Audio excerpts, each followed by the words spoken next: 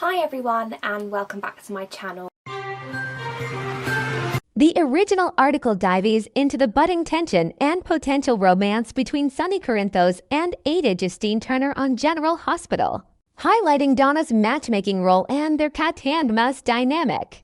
This new version expands on those core ideas by weaving in fresh scenarios, deeper character explorations, and inventive plot twists while keeping the focus on the main themes of attraction, family influence, and legal conflicts. The result is a standalone piece that's creatively rephrased and lengthened to around 8,200 characters, greeting fans subtly through an engaging hook into Port Charles drama.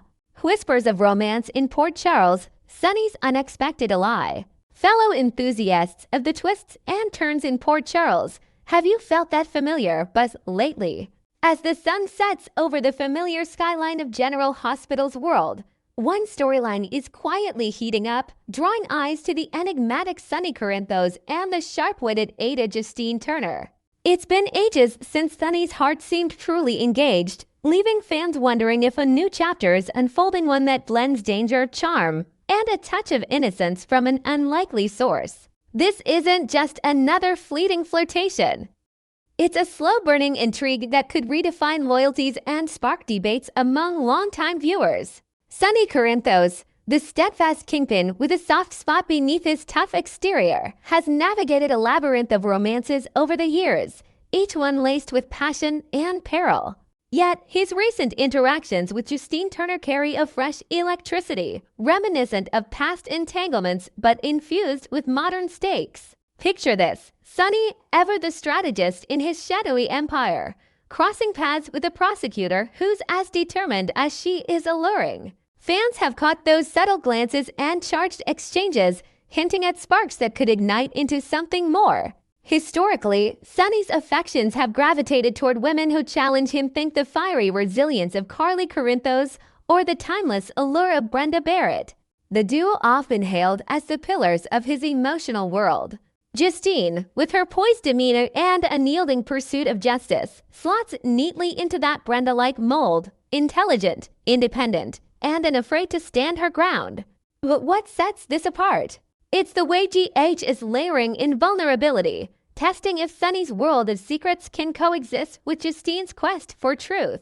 Diving deeper into their dynamic, consider how Sonny's past dalliances with law enforcement figures have shaped his approach. He once surrendered to the pull of Hannah Scott, an FBI agent whose undercover role blurred lines in ways that left scars.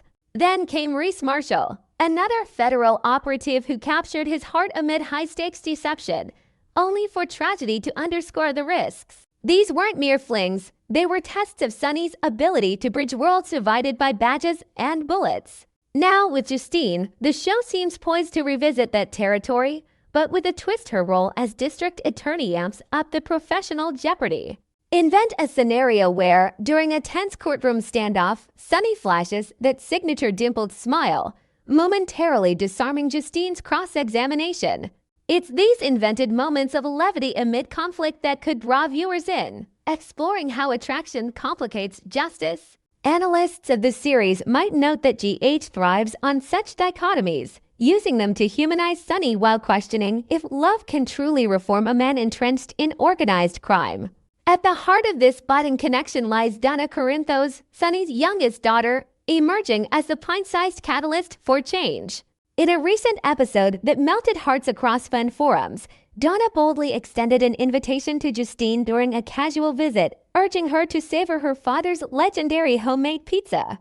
The scene unfolded in Sonny's warmly lit kitchen, where the aroma of fresh dough and tangy sauce filled the air, transforming a routine evening into a makeshift family gathering. Donna, with her wide-eyed enthusiasm and unfiltered charm, tugged at Justine's sleeve, declaring, "You have to try Dad's pizza, it's the best in the whole world."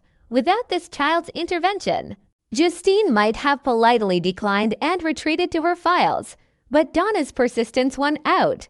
Picture the ETA, usually clad in crisp suits, loosening up as she laughs at Donna's animated stories about school adventures, her guard slipping just enough to reveal a softer side.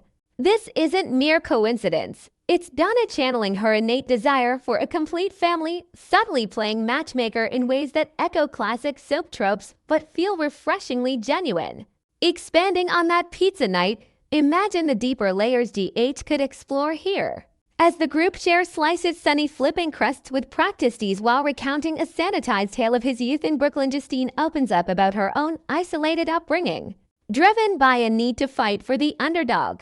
Donna, sensing the rapport, chimes in with questions that bridge their worlds. Do you ever get scared catching bad guys? Like in the movies, the exchange not only endears Justine to the child, but plants seeds of empathy in Sonny, reminding him of the innocence he protects fiercely. Fans have long speculated on Donna's potential as a storyline pivot, and this setup allows for inventive growth. Perhaps future episodes show her drawing crude heart sketches of Sonny and Justine, or even sneaking peeks at their interactions with childlike curiosity. Such details amplify the emotional stakes, turning a simple meal into a pivotal moment that humanizes the mobster and challenges the prosecutors to resolve. Their chemistry, though, dances on a knife's edge, a classic cat-and-mouse pursuit laced with undeniable pull. Sonny, always several moves ahead in his dealings, anticipates Justine's every legal maneuver aimed at dismantling his operations. He's the chess master, deploying charm as his queen does irresistible dimples and gravelly voice, disarming even the most steadfast opponent. Justine, for her part, believes she's outmaneuvering him, building cases with meticulous precision. Yet each encounter leaves her questioning her instincts. Recall the recent tire-changing escapade. Justine pulls up to Sonny's driveway under the guise of a roadside emergency, her sleek car sidelined by what appears to be a stubborn flat. Was it genuine misfortune, or a clever ruse to draw him out? Donna's quip, "No offense, but you're a total mess right now," cut through the tension with humor. Is grease smudged Justine's blouse, and her hair escaped its perfect bun. Sonny, sleeves rolled up, worked the jack with efficient grace, their banter flowing like old acquaintances. In this invented extension, as he tightens the lug nuts, their hands brush, sparking a silent acknowledgement of the forbidden's allure. It's moments like these that showcase GH's knack for blending suspense with romance, keeping audiences hooked on whether Justine's professional duty will crumble under personal temptation. Opposites in every sense, Sonny and Justine embody the eternal clash between shadow and light. He's the mob boss with a moral code, shielding his loved ones through any means, while she upholds the law with a fervor born from personal loss, perhaps in a new backstory twist, the unsolved murder of a family member that fuels her crusade. Sonny stays vigilant, countering her probes into his business with calculated deflections, always one step ahead. Yet, Justine's confidence masks a growing intrigue. She rationalizes each visit as strategy, but her pulse quickens at his proximity. Envision a scene where, post-tire fix, they share coffee on the porch, Donna eavesdropping from afar. Sonny probes gently, "What drives a woman like you to chase ghosts in the system?" Her response revealing a vulnerability about Justice's failures chips away at her armor. Over time, these interactions could erode her objectivity, especially as Donna weaves herself into Justine's affections, sharing giggles over bedtime stories or school projects. The heart of gold mobster trope shines here, with Sonny's protective instincts extending to include her, blurring lines in ways that past relationships only hinted at. Sonny's playbook is well worn. He's romanced across divides before, emerging wiser but unchanged at his core. That axe-throwing date, capped with his renowned lasagna, was a masterstroke. Justine, competitive as ever, hurled axes with surprising ferocity, her laughter echoing as Sonny cheered her on. The meal afterward, layers of pasta and cheese in his cozy dining nook, allowed for unhurried conversation, where she admitted the thrill of the evening contrasted her structured life. Predicting ahead, their bond might deepen through shared crises. Maybe a threat to Donna forces Justine to seek Sonny's unconventional help, forging trust. Or, in a dramatic turn, she uncovers evidence that exonerates him in a side plot, tipping her toward empathy. While Carly and Brenda remain icons, Carly's co-parenting ties ensuring endless drama. Brenda's exotic flair, a benchmark. Justine's intellect, could offer Sonny intellectual parity, a fresh evolution. Skeptics among the fandom might dismiss this as recycled territory, craving yet another Sonny Carly reunion to relive their explosive history. But injecting Donna elevates it, transforming potential cliché into heartfelt narrative. How could Justine, warmed by that cherubic smile and Donna's trusting hugs, still advocate for her father's incarceration? Imagine climactic scenes, Donna gifting Justine a friendship bracelet, symbolizing budding family ties, or pleading during a raid, "She's not bad. Daddy needs her." This involvement could sway viewers, proving that in Port Charles, love's greatest weapon is a child's unwavering faith. As episodes unfold, Sonny and Justine's story promises tension, tenderness, and the soap's signature unpredictability, reminding us why we keep tuning in. Why this pairing could captivate. Ultimately, the genius lies in the contrasts. Sonny's world of guarded alliances versus Justine's pursuit of transparency mediated by Donna's pure-hearted meddling. Detailed explorations like hypothetical courtroom flirtations or family outings add layers, analyzing how such elements deepen character arcs without derailing the plot. Fans, it's time to watch closely. This could be the romance that surprises us all, proving even in chaos, connections endure. Next, dear Port Charles enthusiasts, as the twists of General Hospital continue to unravel like a storm over the harbor, let's dive into the simmering drama surrounding Drew Kane. At the center of it all is his fragile hope with Willow Tate, a connection that seems mended on the surface but hides a calculated undercurrent.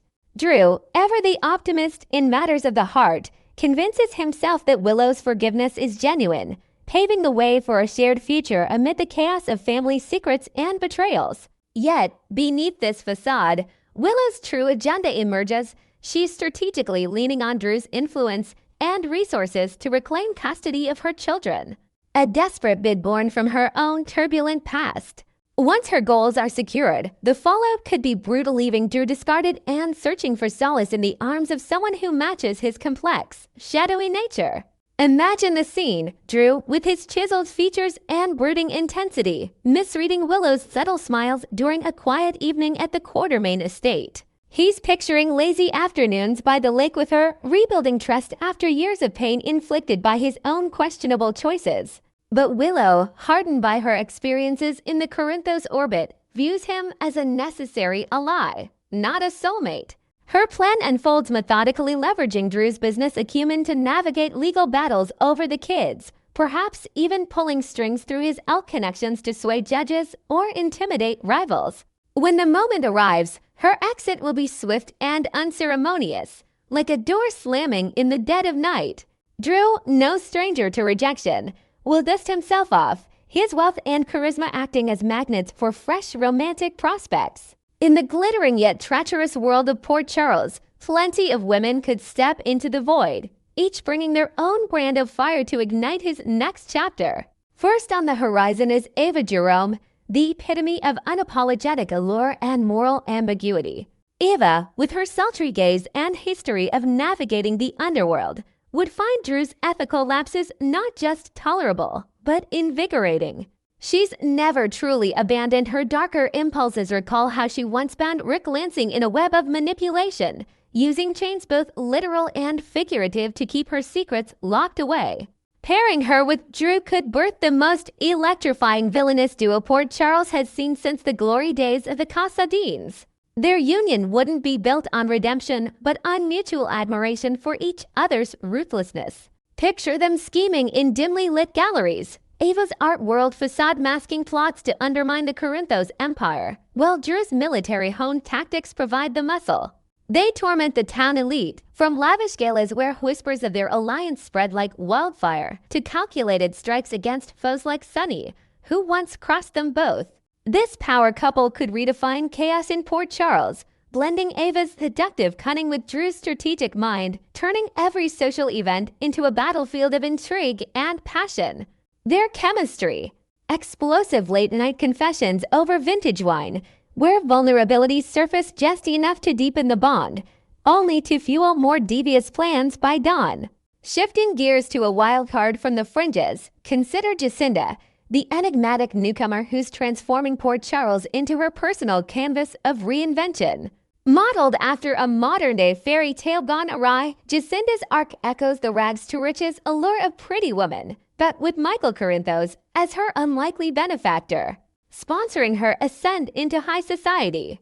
Yet, beneath the designer gowns and polished demeanor, her con artist's instincts linger like a predator in the underbrush. Port Charles society, ever judgmental, resists her fully gossip swirls at Metro court brunts about her shady origins, from forged documents to a trail of heartbroken marks left in distant cities. This resistance makes her an ideal match for Drew, whose own history of deceptions, including corporate espionage and personal vendettas, mirrors her playbook.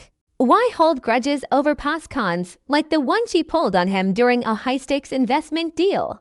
Instead, envision them uniting as rebels against a stuffy elite, Jacinda's street-smart intuition complementing Drew's boardroom savvy, launching joint ventures that expose hypocrisies in the Quartermain and Corinthos circles. Their romance could spark in unexpected ways a chance encounter at the Floating Rib, where shared laughs over old scams evolve into a partnership of equals. Together, they'd challenge the status quo, perhaps even orchestrating a scandalous takeover of a local charity event to redistribute funds to the overlooked, all while stealing kisses in hidden alcoves. It's a pairing that promises fun, friction, and a fresh take on anti-hero love in the soap-storied landscape. And for those craving a nostalgic twist, why not revisit the sparks that once flew between Drew and Carly Corinthos? Their Darley era ended in bitterness, overshadowed by betrayals and family entanglements. But in the grand tapestry of Port Charles romances, second acts are as common as harbor fog. Carly's current entanglement with Jack Brennan feels like a rebound, a man whose charm pales against the depth Drew once offered. Unlike Brennan, Drew never schemed to involve Carly's daughter in covert WSB operations without her knowledge, a breach of trust that still stings. Flashback to their heyday, stolen moments in the Metro Court suites, where Carly's fiery spirit tempered Drew's intensity, creating a balance that softened his edges and amplified her strength. Though he's since clashed with her son Michael in bitter corporate wars, a truce could rewrite the narrative. Drew's sacrifice taking the fall for Carly's misdeeds by serving time in prison lingers as a testament to his loyalty, a debt she might finally acknowledge over coffee at Kelly's. If Drew shelved his grudge against Michael, perhaps brokering a peace through a joint ELQ project focused on community rebuilding after recent disasters, Carly's walls could crumble. Their reunion might unfold gradually, a tense confrontation at the hospital turning into a heartfelt talk about lost years, reigniting that undeniable chemistry. As confidants in a town rife with secrets, they'd navigate threats from old enemies like Valentin Casadini, their bond fortified by shared resilience. In Port Charles, where love often blooms from ashes, Drew and Carly could emerge as a beacon of redemption, proving that even the most fractured connections deserve another glance. As Drew navigates this crossroads, the women of Port Charles stand ready to redefine his path, whether through villainous synergy with Ava, rebellious alliance with Jacinda, or a heartfelt revival with Carly. The drama promises to escalate, with Willow's scheme unraveling threads that pull these potentials closer. Thanks for watching, guys. See you soon. Bye.